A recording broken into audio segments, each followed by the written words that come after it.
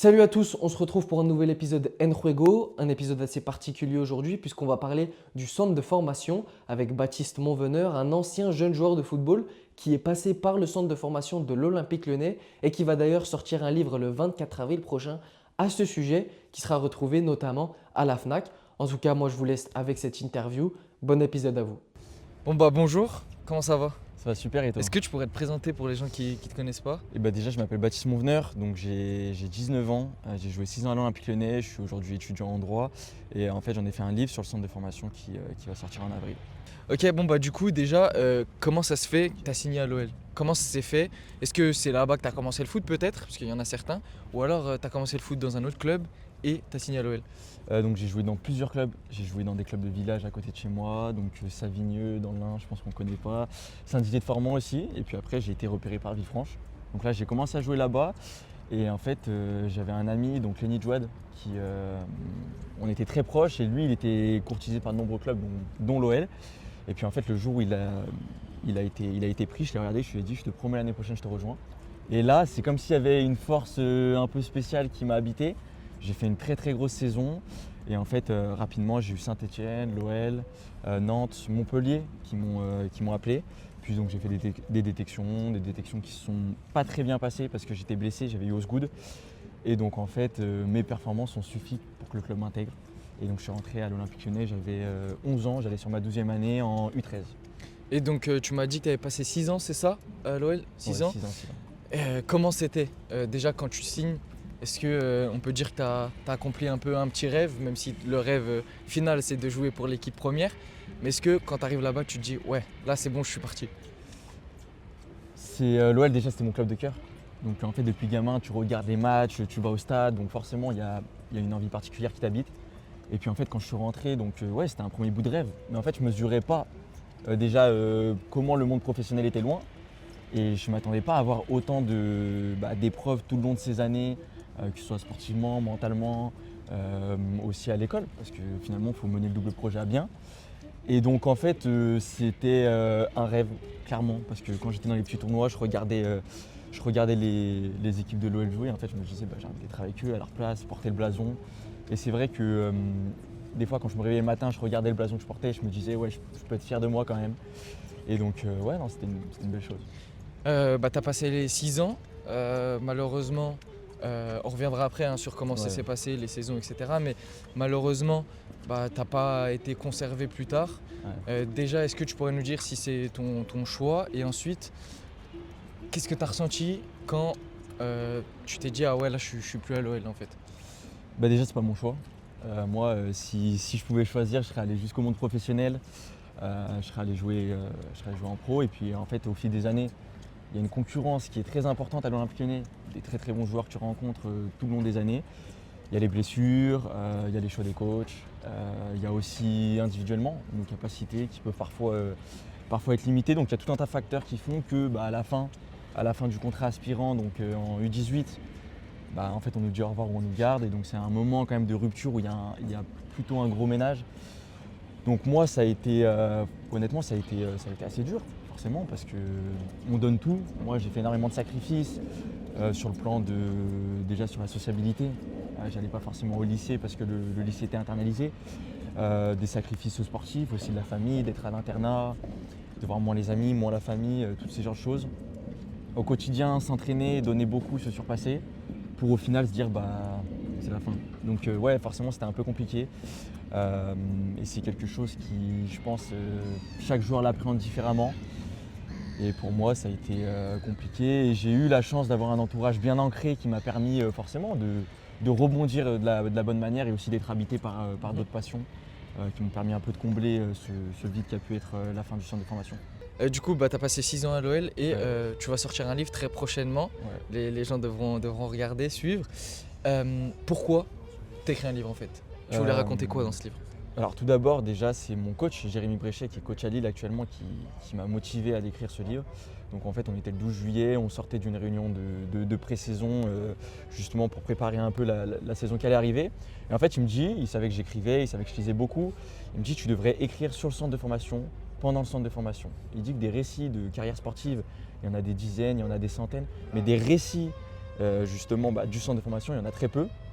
Et de parler finalement de la masse, une armée de joueurs qui ne réussit pas, une armée de joueurs qui fait face à des difficultés, mais on va en parler tout le long du processus de formation. Et ils trouvaient ça très intéressant, très pertinent. Moi, j'ai mis un peu de temps à appréhender le thème, dire je me lance.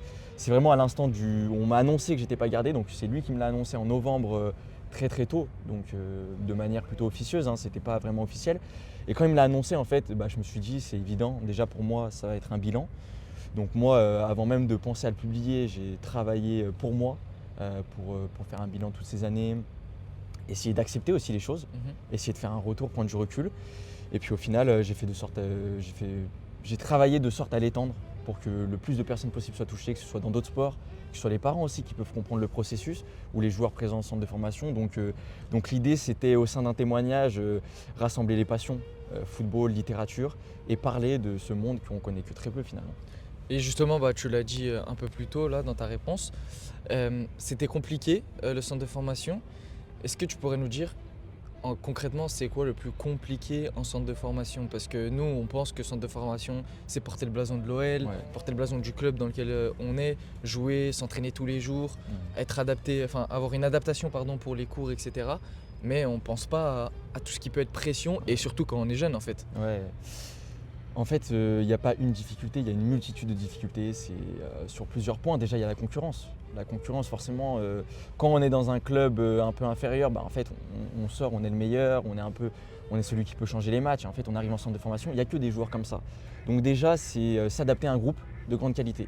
Ensuite, il y a le caractère, je pense, d'adaptabilité. Un peu dans tous les milieux sociaux, c'est s'adapter avec les gens avec qui on est.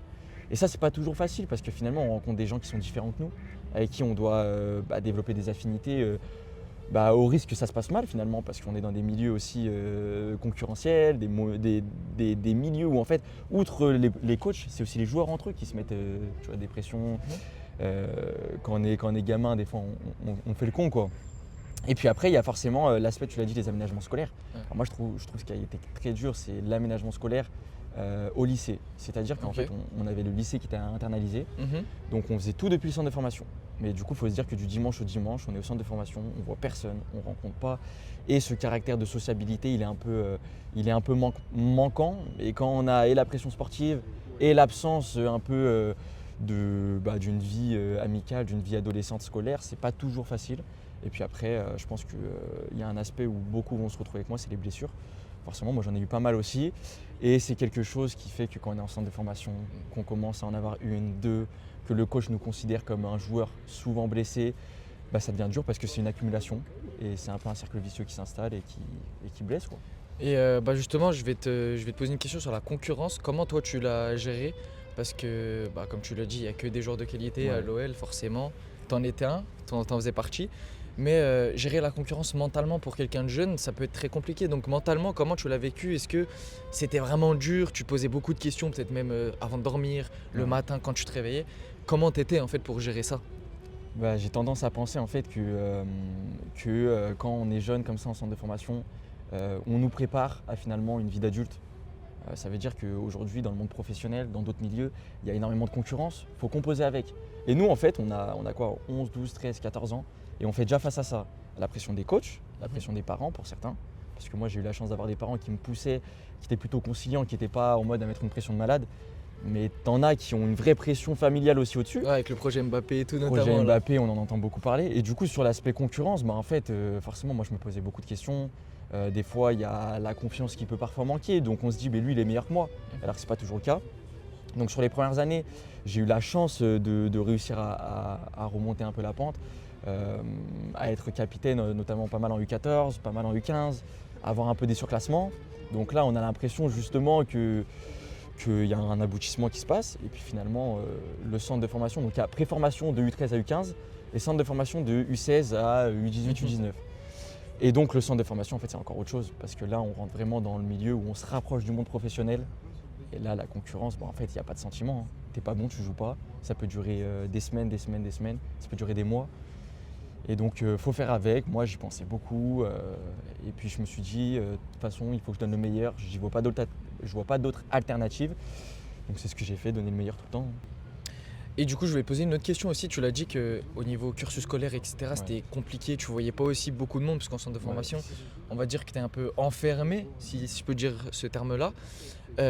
Comment tu le vis? C'est en fait de dire, ouais, en fait, tu es tout le temps avec les mêmes personnes, tu rencontres pas de nouvelles personnes, tu peux pas sortir forcément comme tu veux, quand tu veux, voir les gens que tu veux. Ouais. Ça, c'est dur aussi pour un jeune, parce qu'aujourd'hui, les pros, entre guillemets, ils voient leur famille, etc. Mais quand tu es jeune et que tu es en centre de formation, en fait, tu dois penser que à ça et tu peux pas être libre en fait de faire ce que tu veux comme des personnes entre guillemets lambda Ouais. qui sont dans un lycée classique quoi. J'ai tendance à dire qu'il y a la vie étudiante, il y a la vie adolescente et il y a la vie sportive. Et en fait, si l'institution Olympique Lyonnais a réussi à concilier d'une manière très efficace la vie scolaire et la vie sportive, bah en fait la vie adolescente elle est un peu absente parce que justement la vie adolescente c'est aller au lycée, rencontrer d'autres personnes qui font pas la même chose que nous. C'est rencontrer aussi des professeurs qui vont nous apporter d'autres choses dans un cadre autre. Alors moi j'ai eu la chance d'avoir des professeurs formidables à l'OL qui m'ont énormément apporté. Mais en fait face à ça, bah en fait on a besoin tu vois, de sortir de ce cadre. On a besoin de rencontrer une nouvelle personne à un âge où en plus l'adolescent, bah, c'est le moment où un peu on va se confronter aussi à la réalité, se confronter, faire de nouvelles rencontres, de nouveaux amis. Et donc nous au centre de formation, forcément on fait des rencontres, forcément on a des amis, mais quand on passe toute l'année, matin, midi, soir, qu'on mange tout le temps ensemble, qu'on pour certains on dort ensemble parce qu'on est dans la même chambre, et qu'on s'entraîne ensemble et qu'on est en concurrence ensemble, l'équilibre c'est un peu déséquilibré en faveur du football et au détriment d'une vie étudiante plus simple. Et moi c'est vrai que ça a pas mal pesé pendant ces années ce côté-là. J'avais besoin de rencontrer, j'avais besoin de discuter. Et je pense que l'objectif de ce livre c'était aussi ça, tu vois. Moi on m'a demandé un jour t'attends quoi de ce livre? J'ai dit je vais en être riche. Il me dit mais tu crois que tu vas gagner de l'argent avec le livre? Je dis non mais riche de rencontres. Et là par exemple à la discussion qu'on a, c'est une rencontre que peut-être je ne pouvais pas avoir quelques années en arrière. Et c'est sûr qu'en fait, bah, quand tu joues tous les jours, tu as la tête dans le guidon, mais que bah, mentalement, ça va pas toujours parce que justement, tu te sens un peu seul, tu te sens un peu isolé, tu as l'impression de passer à côté d'une vie tu vois, que tu aurais aimé vivre. Bah, des fois, sportivement, ça suit de la mauvaise manière. Tu vois. Ok, bah du coup maintenant t'as arrêté le foot à haut niveau, maintenant tu joues à Misérieux-Trévoux, c'est ça, en R3 R1. Ouais. Et tu poursuis tes études, des études de droit, mais en même temps tu écris ton livre. Ton livre, déjà, est-ce que tu as mis du temps à commencer à l'écrire? Et ensuite, qu'est-ce qu'on va pouvoir, entre guillemets, y retrouver? Est-ce que tu peux nous faire un petit teasing en fait de ce livre-là? Ok, bah déjà tout d'abord, moi j'écris depuis 6 ans. Enfin, ça fait 6 années que j'écris quotidiennement au centre de formation. Justement, ça a été aussi un équilibre. Donc avant, j'écrivais plutôt des nouvelles, plutôt un peu des poèmes, des choses qui n'étaient pas forcément en rapport avec le livre qui sort. Et donc là, ça fait maintenant 2 ans et demi que je suis sur le livre, sur ces années de centre de formation. Et en fait, on va y retrouver déjà 2 choses. C'est la littérature et le football. Donc 2 passions qui, moi, personnellement, m'ont animé, qui à la fois ont été parfois source de tiraillement, parce que c'est pas du tout les mêmes choses, et qui ont été aussi source de complémentarité, qui m'ont permis justement quotidiennement d'appréhender le centre de formation, la pression et l'après aussi centre de formation. Donc dans ce livre, on va retrouver ça, ces 2 grandes passions. On va retrouver finalement toutes ces années, autant jeunes que ces années à l'Olympique Lyonnais, finalement dans le détail, me suivre un peu dans le quotidien, dans les réussites, dans les désillusions, parfois dans les espoirs aussi qui ont pu naître de certains événements, le soutien que j'ai pu avoir aussi, que ce soit familial, amical, aussi par les professeurs que j'ai eus, des professeurs exceptionnels qui font que aujourd'hui je suis une personne plutôt heureuse et équilibrée aussi grâce à ces professeurs.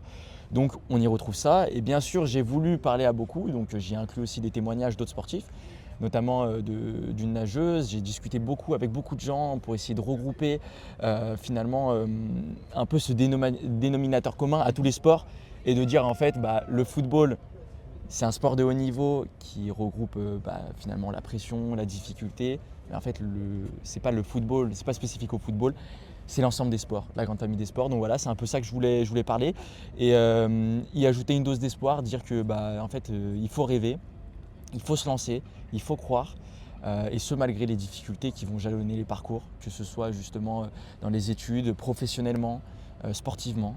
Et je pense que le cœur de mon livre, ce serait le mot amour et le mot passion. Voilà. Et justement, maintenant que tu as pris beaucoup de recul sur cette période dans le centre de formation, etc., tu l'as dit, tu l'as fait pour écrire ce livre-là. Moi, j'aurais une question, c'est est-ce que tu regrettes d'être allé à l'OL? Est-ce que tu tu regrettes ou en vrai ça fait juste partie de ta vie et ça fait l'homme que tu es aujourd'hui en fait? Je regrette pas du tout. Clairement, le centre de formation, ça a été une expérience unique que j'ai toujours attendue, où j'ai tout donné et où en fait j'ai développé justement, j'ai aussi pu développer une certaine maturité à travers ces années, une certaine autonomie, une certaine discipline. Et donc je pense qu'aujourd'hui, j'ai pas de regrets parce que j'ai tout donné. Aujourd'hui, si j'avais été viré de l'Olympique Lyonnais parce que j'avais fait des conneries, parce que j'avais pas assez donné, je m'en serais voulu. Mais aujourd'hui, là, j'ai tout donné, donc zéro regret. C'était l'objectif que je m'étais fixé à l'origine. Et en fait, aujourd'hui, je me dis, bah voilà, c'est le cours de ma vie. J'ai fait des rencontres justement dans le milieu sportif, dans le milieu parfois littéraire aussi, grâce à ça. Et en fait, je me dis, et même amical, et je me dis, bah finalement, c'est une partie de ma vie qui a été exceptionnelle, qui a été dure, où il fallait s'accrocher. Mais ça a construit la personne que je suis aujourd'hui. Et c'est des fondations solides pour ce qui se profile à l'avenir, parce que finalement, j'ai que 19 ans et que la vie, malgré tout, on l'espère, elle peut être longue. Et il peut y avoir plein de choses belles à vivre en fait. Bah maintenant on va passer à des questions un peu plus fun, Ouais. notamment sur ton passage à l'OL. Tu as joué avec de grands joueurs, enfin de grands joueurs, de bons joueurs, comme Kalis Mera, si je ne me Ouais. trompe pas. Quel est le joueur qui t'a le plus impressionné, où tu t'es dit, ah ouais, lui c'est sûr, il va finir pro en fait? Moi, il y en avait deux. Justement, Kalis Mera. Kalis Mera, je trouvais que justement, il avait une qualité. Enfin, en fait, il est très complet. C'est autant techniquement que tactiquement. Il a un sens du jeu que peu de joueurs ont. Il a une certaine vista. Et moi, je trouvais que c'était vraiment impressionnant justement de jouer avec lui et contre lui. Et en fait, lui, il était surclassé parce que c'est un 2007 et moi, je suis un 2006. Et donc, en fait, il était très frêle. Il l'est encore un peu aujourd'hui, mais il a grandi. Et en fait, chaque année, on se disait, ouais, cette année, ça va être peut-être un peu plus compliqué parce qu'on est contre des adversaires plus grands, plus solides. Et en fait, d'année en année, il arrivait toujours à grappiller, à maintenir son jeu, à faire toujours aussi mal. Donc ouais, Kalis, il m'a beaucoup impressionné. Moi, il y avait un autre joueur, c'était Amal Boura, qui a signé pro à l'AS Monaco, qui n'a pas encore joué trop en pro, mais qui est un joueur pareil, qui pour le coup, c'est un talent pur, techniquement, il court très vite. Et moi, en fait, quand je le voyais jouer avec moi, j'avais justement l'image d'un joueur qui était décontracté, je joue pour jouer. Et je me souviens, des fois, il disait, ouais, là, je fais pas la passe ce match. Et en fait, il prenait la balle et il perdait pas la balle, alors qu'on jouait contre des grosses équipes. Et en fait, même à l'entraînement, des fois, on était tous là, on regardait, avec Emerson Pedro Vanga aussi, c'était un duo, ils assassinaient tout le monde à l'entraînement.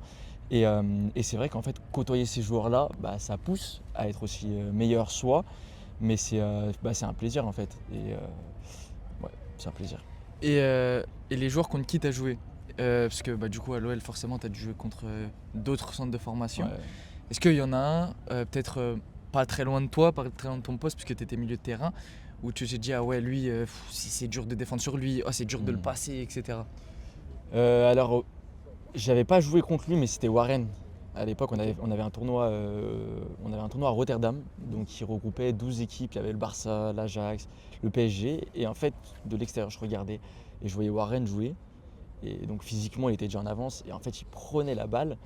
Il faisait ce qu'il voulait sur le terrain, alors qu'il jouait contre des grosses équipes. Et là, tu te dis, ouais, c'est impressionnant. Après, joueur contre qui j'ai joué, là, qui me vient, il y a un joueur, il joue à Saint-Etienne, Mathis Amougou, je crois, où il a signé à Chelsea, non? Je sais pas du tout. Actuellement, il est à Strasbourg.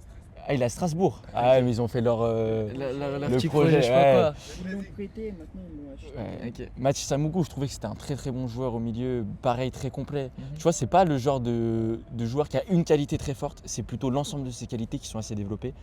Et donc, ouais, quand on jouait, voilà, c'était un joueur qui forcément il faisait mal au cœur du jeu. Mais en fait, il y en a beaucoup, et je pense qu'il y en a beaucoup qui aujourd'hui n'ont pas percé et qui faisaient peut-être parfois même plus mal que certains qui sont en train de percer.